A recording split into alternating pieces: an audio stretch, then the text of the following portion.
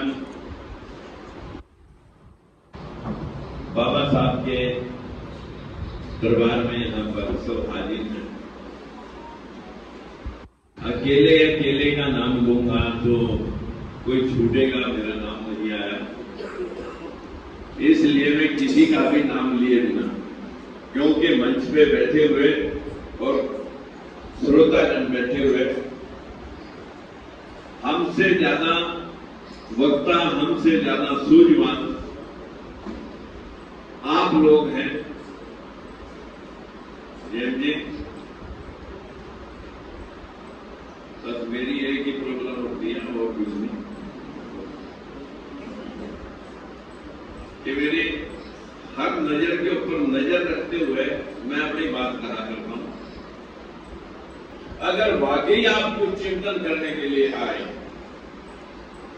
तो मुझे भरोसा है कि इस चिंतन शिविर जातियों में जाते हैं, वहां हमारे लोग क्या कहते हैं कि भाई यहां राजनीति की बात नहीं होनी चाहिए। सबसे पहली बात, ये कोड ऑफ कंडक्ट लागू हो जाता है कि यहां राजनीति की बात नहीं होनी चाहिए। तो यहां पूरियां खाने के लिए आए थे या जो है ना जब मारने के लिए आए थे, जो बात होनी चाहिए थी वो तो तुम बात करने के लिए तैयार है। और क्या बात करने के लिए आए हुआ मित्रों, पूरा देश जो अभी अभी मेरे से पहले वक्ताओं ने सभी ने उस बात की चर्चा की कि भाई हम 6743 जातियों में बांटे हुए वो टुकड़े हैं जो एक ही थे, जिनका नाम है शूद्र समाज। अगर हम सब शूद्राज क्रांति के माध्यम से लगभग हमने 6 प्रोग्राम कर दिए और हमने 11 प्रोग्राम करने हैं, उस श्रृंखला में आज उसका छोटा सा नमूना हम यहाँ पर प्रतिकुल्ला में भी भाई अलावा साहब जी के प्रयासों का और जेम जी के प्रयासों का मैं आभारी हूं कि उन्होंने आप सबको मैसेज दिया और उस मैसेज को आपने अमल में लिया और आज यहाँ पर आप आए। लेकिन इस आने से फायदा तब ही होगा, यहां से सुनने के बाद अगर हम फील्ड में जाएं।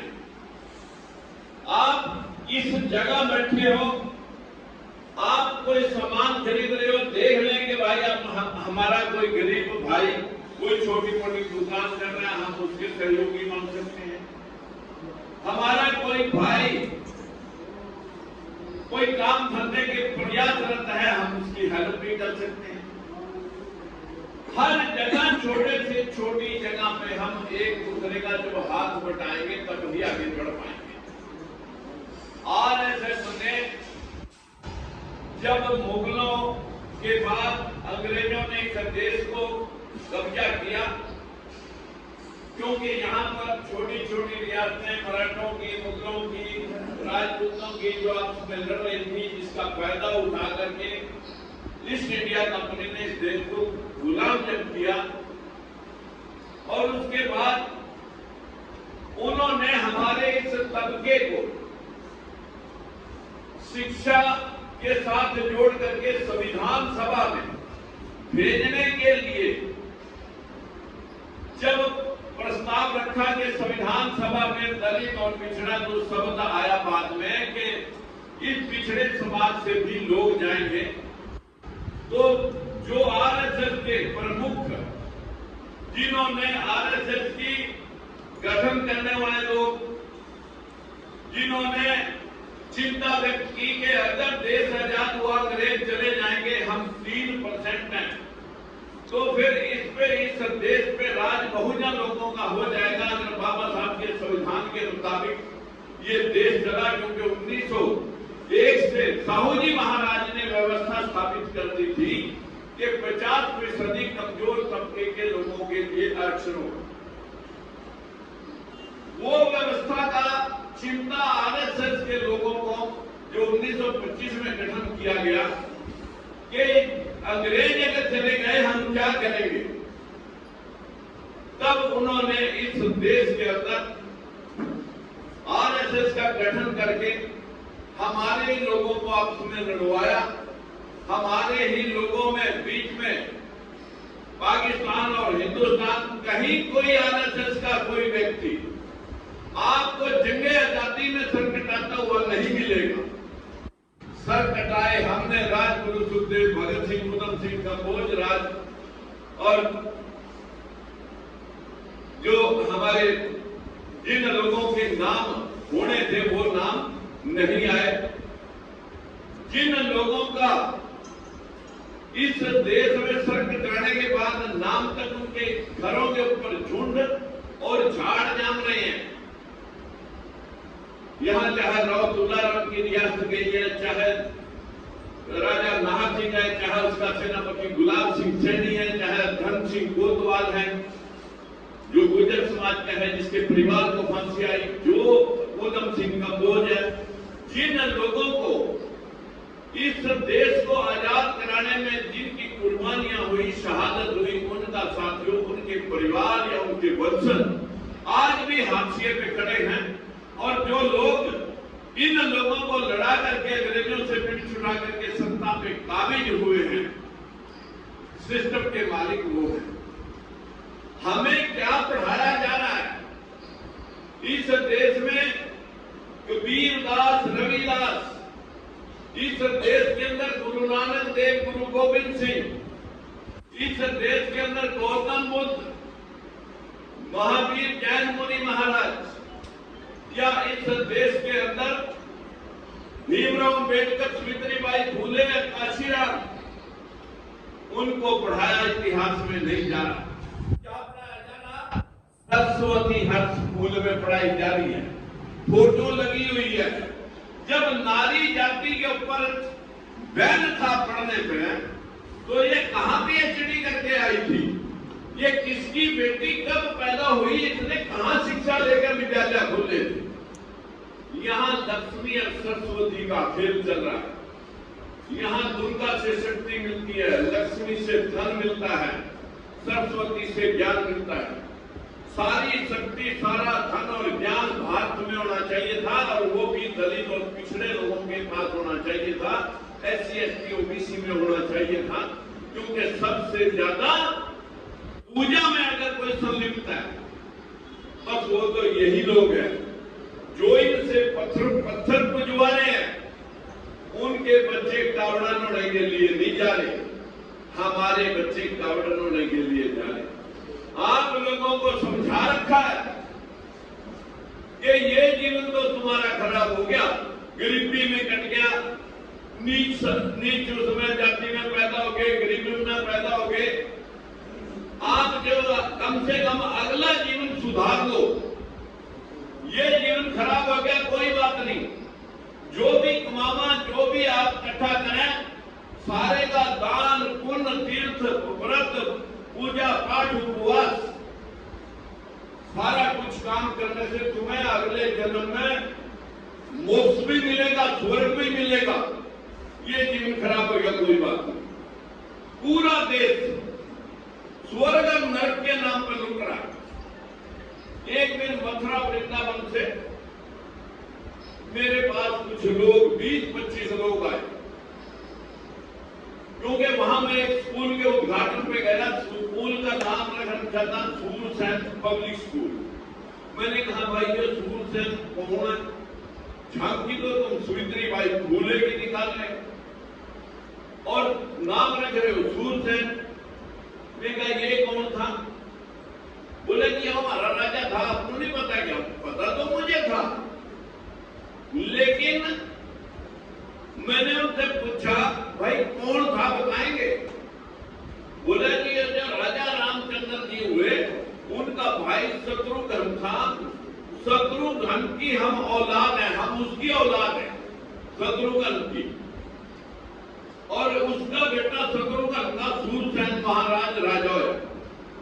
मैंने कहा वो तो क्षत्रिय थे, अगर शत्रुघ्न थे तो वो तो क्षत्रिय बताते हैं अपने आप को। वो क्षत्रिय अपने आप को घोड़े कहते हैं, भाई हम हॉर्स हैं, हॉर्स पावर है हमारे में। वो घोड़े, तुम गधे। बस मेरे को यही समझा दो कि तुम भी क्षत्रिय होने चाहिए थे। से तुम गधे कैसे बने और वो घोड़े कैसे हो गए। लेकिन अभी तक हमारे समाजों को सबको किसी को तक्ष प्रजापिता की फोटो दे दी। हमारे वाल्मीकि समाज के वो वाल्मीकि ब्राह्मण है जिसने पुष्यमित्र सुन के दरबार में बैठ के रामायण महाभारत की रचनाएं लिखी है, तुलसीदास ने लिखी है। वामन वाल्मीकि ब्राह्मण है। कहीं जाके कोई हमारा वाल्मीकि समाज का आदमी है किसी ब्राह्मण के घर में फोटो दिखाते ना वाल्मीकि जी की, जिसको वो अपना गुरु बताते हैं, तब तो हम मान लें। लेकिन सबको एक एक सूद, सैन समाज को सैन भगत दे दिया, कश्यप समाज को दूसरा कश्यप ऋषि दे दिया, हमारे किसी को धन्ना भगत दे दिया। हर समाज को एक एक देवी देवता पकड़ा दिया और हम उनकी पूजा में लीन है, अलग अलग बटे पड़े हैं। जबकि हम सारे के सारे इस देश के मूल निवासी हैं, मूल निवासी। और हम सब के सब, उन्होंने जब आर्यन सभ्यता इस देश में आई थी, 4 वर्णीय व्यवस्था बनाई। 3 वर्ण में 3 जात, ब्राह्मण 1 वर्ण 1 जात, क्षत्रिय 1 वर्ण 1 जात, वैश्य 1 वर्ण 1 जात और शूद्र वर्ण में 843 जात। लेकिन आपको तो शूद्र वर्ण में जिससे जब बाहर से लोग आए, जो मोस्ट इंटेलिजेंट थे वो तो बन गए ब्राह्मण, पूजा पाठ शिक्षा दीक्षा। जो अट्टे कट्टे थे उनके हाथ में दिया, तुम्हारी रक्षा करो क्षत्रिय। जो तीसरे नंबर के मोटे ताजे थे, पढ़े लिखे, तुम व्यापार करो वैश्य, और तुम हमारी सेवा करो। जिसने सब्जियों का दी मारी, जिसने भेड़ बकरी चला दी ग्वाला, जिसने गौ चरा दी गुज्जर, जिसने कपड़े धो दिए धोबी, कपड़े सिल दिए दर्जी, मिट्टी का बर्तन बना दिया कुम्हार, लोहे का औजार बना दिया लोहार, जिसने बाट बना दी बढ़ाई और जिसने शेप बना दी नाई। जो जो हमारे काम लिए हमारे से, वो हमारी जातियां बना दी। जबकि हम भारत के मूल निवासी सारे के सारे इस देश के मालिक थे और बाहर से आने वाले लोगों ने इस देश के ऊपर हमारा सारा सिस्टम हाईजैक करके दिमाग से हमें फाड़ रखा है। आज एक प्रयास हमने किया। मैं भाई जैन जी जब बात कर रहे थे, मैंने कहा भाई एससी समाज के जब अम्बेडकर भवन में कोई प्रोग्राम होगा तो सारे एससी भाई आ जाएंगे। उनमें बैकवर्ड नहीं आते, और जब बैकवर्ड किसी पंचायत में चौपाल में प्रोग्राम करते हैं, जिस जाति की चौपाल होगी बस वही आगे दूसरा आया जाएगी। फिर भी मैं आज थोड़ी सी तसल्ली के लिए जानना चाह रहा हूँ कि भाई क्या बैकवर्ड आए, जरा ओबीसी समाज के जो लोग आए एक बार हाथ खड़ा करें ऊपर, जो बैकवर्ड समाज से लोग आए, बैकवर्ड समाज से जो भी लोग आए हाथ खड़ा करें, हाथ ऊंचा रखें, उल्टा रखें। अभी आप ये देख लें कि आपको इन भाइयों ने, जिनको तुम छोटा भाई मानते हो, ये तुम्हें बड़ा भाई मानते हैं, उनकी संख्या आज भी तुम्हारे से 3 गुनी है। आप सब भाइयों से मेरी हाथ जोड़ के विनती है, यदि हम इकट्ठे होंगे तो फिर ना इनका शोषण कोई कर सकेगा और ना हमारा, और ये आपका जीवन सफल हो जाएगा। जिस जीवन को सफल कराने वास्ता तुम पूजा पाठ में लगे पड़े, पूजा पाठ से जीवन सफल नहीं होगा। 10 रुपए की मूर्ति खरीद कर उसको जो है ना धूप वासना लगा कर गए और फिर उस मूर्ति से मांग रहे मेरे कल्याण हो जाए, मेरे घर में बरकत हो जाए, धन माल आ जाए, नौकरी मिल जाए, मुकदमे छूट जाए। अगर वो 10 रुपए की मूर्ति कुछ देने की कोई शर्म होती तो वो बेचने वाला ही क्यों बेचता। आप कम से कम ये तो अपने मत्थे को जो है ना पकड़ करके बैठे हो, तो इसी से अंदाजा लगा सकते हैं आप। लेकिन मैं एक बात आपको जरूर बताना चाहूंगा जब मैं मथुरा वृंदावन के लोगों के बीच में कहा कि ये तुम्हारे ग्रंथ सारे के सारे बनावटी हैं, ये लोगों ने हमें गुलाम बनाने के लिए लिख रखे, ये कल्पना है तुम्हारी। गौतम बुद्ध के इतिहास को मिटाने के लिए, अशोक सम्राट के इतिहास को मिटाने के लिए ये काल्पनिक ग्रंथ लिखे गए।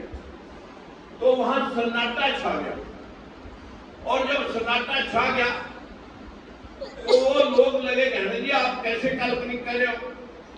मैं कहा मैं नहीं कह रहा, सुप्रीम कोर्ट भी कह रहा, मैं नहीं कह रहा ललाई सिंह यादव भी कह रहा, अरे मैं नहीं कह रहा बाबा साहब भीमराव अम्बेडकर, महात्मा ज्योतिबा फुले कह रहे, कबीरदास कह रहे, रविदास कह रहे, काशीराम कह रहा, मैं अकेला नहीं कह रहा। लेकिन ज्यादा पूछना तो फिर कुरुक्षेत्र आना पड़ेगा। और वो 25 आदमी वहां से 5 गाड़ियां भर के मेरा इंटरव्यू लेने के लिए कुरुक्षेत्र आए। जब कुरुक्षेत्र आए, भाई पीछे इंटरप्शन नहीं करेंगे, आगे आगे बैठ जाएंगे, हमने कत्ते आगे बिठा रखे हैं, अगर बैठ जाएंगे तो कोई दिक्कत नहीं, आगे आ जाएंगे। पीछे बैठना शास्त्र में बोला जी, शास्त्रों से तो साइंस निकली। मैंने कहा ये मोबाइल तो उसी दिन बन जाना चाहिए था जिस दिन तुम्हारे शास्त्रों में साइंस थी। मैंने कहा ये सृष्टि की मदर ऑफ इन्वेंशन, ये तो इंसान की खोज है, जैसे जरूरत पड़ी उसने बना लिया। लेकिन अगर तुम्हारे शास्त्रों में साइंस थी तो आज भी तुम बाहर दीवार से एक आदमी बिठाओ, उसके पास कोई भी श्लोक पढ़ दो, पर मैसेज हो जाना चाहिए कि हमने क्या कहा तेरे को। दीवार के बाहर बिठाओ, यहां श्लोक पढ़ो और मैसेज करके दिखाओ अगर तुम्हारे शास्त्रों में कुछ साइंस थी। वो तो थे चुप। मैंने कहा चलिए फिर ये कैसे लिख दिया, ढोल गवार सुंदर प्रसुंदारी सकल ताड़ना के अधिकारी, ये तुम्हारे शास्त्रों में क्यों लिखा। मैं आज आपके सामने कुछ बातें जो चर्चा करने की है फील्ड में जाकर के, चाहे हम भले कितने भी कैटराइज हो, लेकिन हर रोज ज्ञान की जरूरत होती है। मेरी आपसे विनती है कि मैं कुछ चर्चा आपके सामने उन लोगों के साथ हुई वार्ता की ही मैं करूंगा। मैंने कहा भाई ये ढोल गवार सुंदर प्रसुंदारी सकल ताड़ना के अधिकारी, ये कैसे लिखा गया। बोला ये तो उस वक्त लिखा गया। मैं उस वक्त किसने लिखा, ये शास्त्र किसने लिखे। बोले मनु ने। ये कौन था। बोले विष्णु का अवतार मनु महाराज। ये किताबें सारी उसने लिखी। बोला जी हाँ। मैं कब। बोला सतयुग में। तो मैं कहा उन्हें लिख रखा कि जब कोई पृथ्वी पे अधर्म होगा तब मैं आऊंगा, प्रलय कर दूंगा।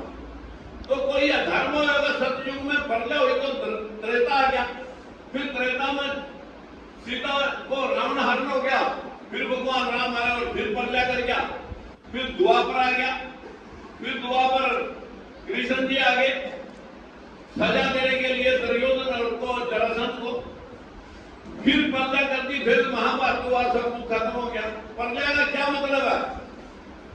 सब कुछ जल समाधि होना, सृष्टि का नए सिरे से अवतरित होना और युग का पलट जाना। मैं कहा यही है। बोला जी यही है।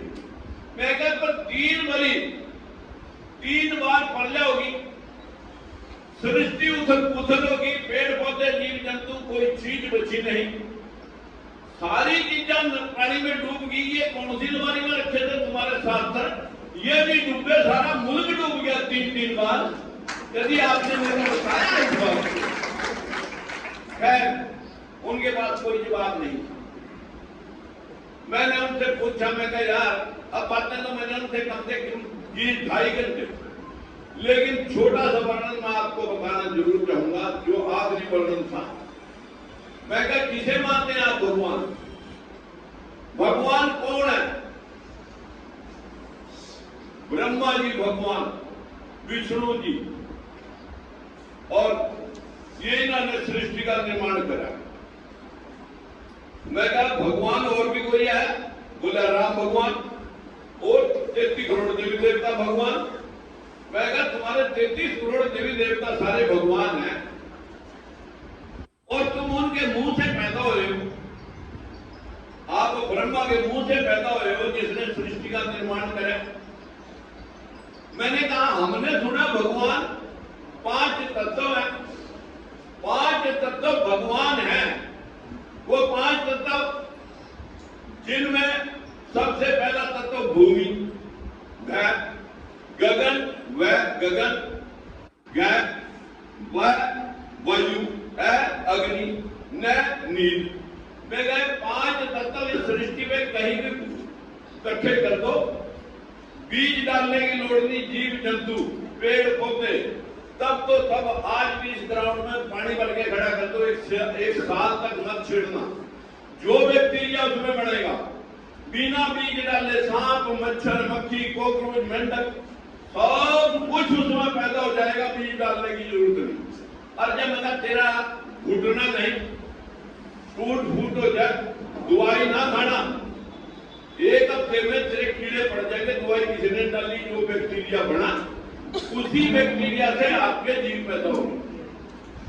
सृष्टि पैदा हुई इन 5 तत्वों से। तुम कह रहे ब्रह्मा ने पैदा कर दी। मैंने कहा यार एक बात तो लंबी हो जाएगी, पर मैंने कहा मैं आपसे छोटी बात मैं पूछ लेना चाहता हूं।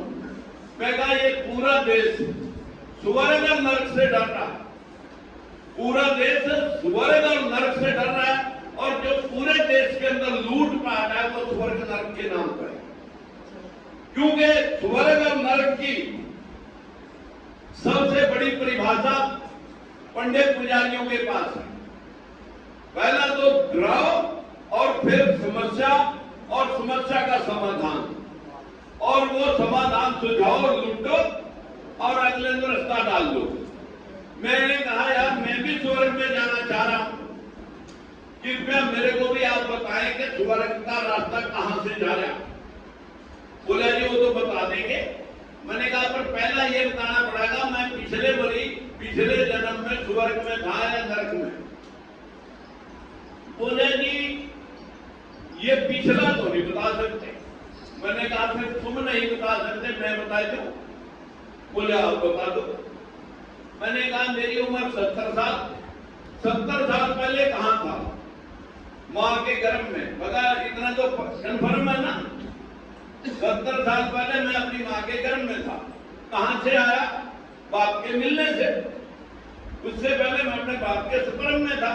स्पर्म कैसे बने? खून से। खून की चीज से बना। अनाज से। अनाज कहां से आया? किसी पेड़ पौधे से। पेड़ पौधा कहां से आया? जब 5 तत्व मिलते हैं, उससे पहले मैं मिट्टी, पानी, अग्नि, वायु, ब्रह्मांड में था। 5 तत्व मिले, अनाज के पेड़ पौधे ने जन्म लिया, अनाज लगा, रोटी बनी, मेरे बाप ने खाई, खून बना, स्पर्म बने, माँ बाप मिले, मैं घर में गया। अब जिस दिन पैदा हो गया 70 साल हो गए। 70 साल पहले जिस दिन मरूंगा सबसे पहले हवा निकल गई, शरीर तुरंत ठंडा हो गया। हवा मिल गई, गर्मी तत्व गर्मी मिल गई। मैं कहा अंडरस्टूड? बोला जी बिल्कुल। मैं कहा जब जला के आवांगे या दबा के आवांगे, मिट्टी मिट्टी में मिल गई, पानी वाष्प बन के ब्रह्मांड में उठ गया। अब वे क्या कहेंगे? पंच तत्व में विलीन हो। मैं कहा ये ठीक है जनता? बोला जी ठीक है। लेकिन मैं कहा तुम पंडा पुजारी मरने के बाद भी खैरा नहीं छोड़ेगा। वो कहेगा ना शरीर मर गया, आत्मा नहीं मरती, आत्मा अजर अमर है, ना मरती है ना जन्म लेती है। मैं कहा कन्फर्म है यह बात? बोले जी बिल्कुल, शास्त्रों में लिखी हुई है, ना आत्मा मरती है ना जन्म लेती है। या तो अच्छे कर्म करोगे प्रभु चरणों में लीन होगी, या फिर दोबारा नरक योनियों को भोग करके दोबारा लक्ष्य राशि में आएगी। फिर तुम्हारा गधा बनाएगा, कुत्ता बनाएगा, घोड़ा बनाएगा, खच्चर बनाएगी। महाराज पंडित जी को खच्चर बनाने से बचा ले, खून रोते रोते मर जाऊंगा, जो लेना खून दान करा ले, पर खच्चर ना बन। ये ड्रामा तुम देते हो। मैं कहा तुम्हारी बात बड़ी कर लेता हूं।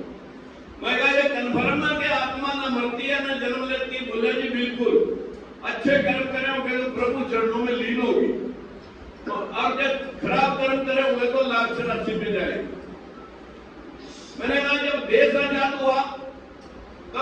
आबादी हमारे देश की थी 23 करोड़, अब वो रिया 140 करोड़।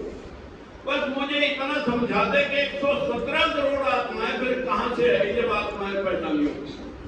बस इतना ही मैंने पूछना है, 117 करोड़ आत्माएं कहां से आई जब आत्मा पैदा नहीं होती। एक आत्मा जाती दूसरी आ जाती। अब पंडित एक दूसरे के मुंह देखे, मैं कहा अब जूता भी रखा, मैंने कहा पूछना सवाल अगर आपके पास है तो एक सवाल का जवाब चाहिए। मैंने कहा चल तुम्हारी बात बड़ी करता, बाहर के देशों के सारे लोग मर गए होंगे, ऐसा है क्या? बोले जी नहीं। मैंने कहा जीव जंतु कीट पतंगे मच्छर मक्खी सब मर गए होंगे, ऐसा है क्या? बोला ना ऐसा भी नहीं। फिर मतलब जितनी गंदगी बढ़ी उतनी मच्छर मक्खी कीड़े मकोड़े जीव जंतु भी बढ़े, गलियां कुत्ते की भरी पड़ी। 4 लाख मुर्गियां मेरे पोल्ट्री फार्म में मच्छर मक्खी के अंबार, चूहे के स्टोर बड़े। मैं कहा बाहर के देशों की आबादी भी फालतू, मच्छर मक्खी कीड़े मकोड़े भी फालतू, फिर आत्माएं कहां से आनी? कहीं ऊपर ढेरीदार कितने की भगवान ने सृष्टि को बात कर रहे हो, कहां से आई? अब वो एक दूसरे के मुंह 25 आदमी देखा, लेकिन सवाल का जवाब नहीं। मैंने कहा मैं बताता हूं कहां से है। हमारे माँ बाप थे 2, हम हैं 6 बहन भाई। अब हमारे बच्चे मिला करके हम हो रहे हैं 26, और 2-4 पीढ़ी हम हो जाएंगे सैकड़ों।